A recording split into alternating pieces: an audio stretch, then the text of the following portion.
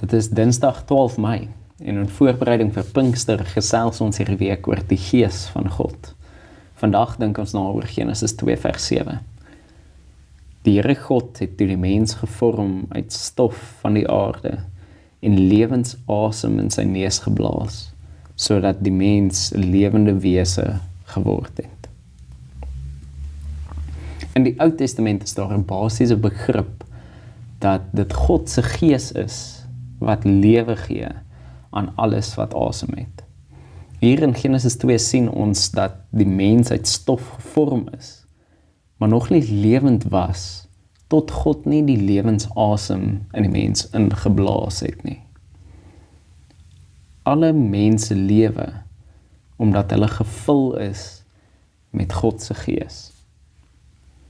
Ons sou ook kon dink dat dit juis hierdie eienskap is wat mense uniek maak, anders as diere. Maar al die diere word later in vers 19 met dieselfde term lewende wesens beskryf. Alles wat lewe omdat dit die lewensasem het. God se Gees wat in hulle ingeblaas is. Die woord vir gees in Hebreëus is die woord ruach. Dit word ook vertaal met asem of wind.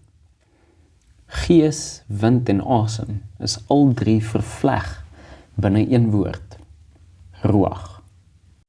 Iets hiervan word duidelik in Psalm 104 vers 29 tot 30, soos die 1953 vertaling dit vertaal. U verberg u aangesig, hulle word verskrik.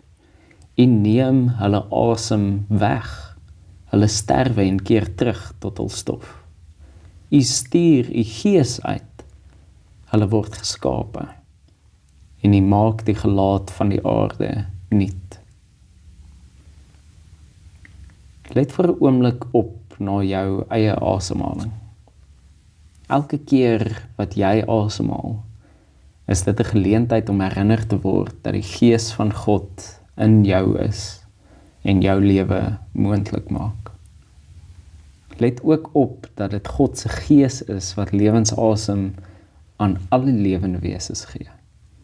Alles wat leef is draers van God se Gees. Waarheen nooi hierdie gedagte jou vandag uit?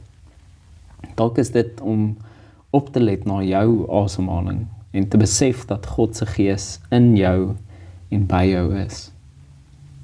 Dalk is dit om op te let dat God se asem in ander is en dat wanneer 'n ander lewende wese oor jou pad kom, jy in hulle 'n stukkie van God se Gees ontmoet. Mag ons vandag leef met 'n bewustheid van die Gees van God in ons en rondom ons. Amen. Here, herinner ons vandag dat U so naby aan ons is soos ons eie asem. Dat dit deur U Gees is wat ons asemhaal en dat alles wat asem het gevul is met U Gees. Mag hierdie bewustheid ons lei om as U beeld in U skepping te leef. Amen.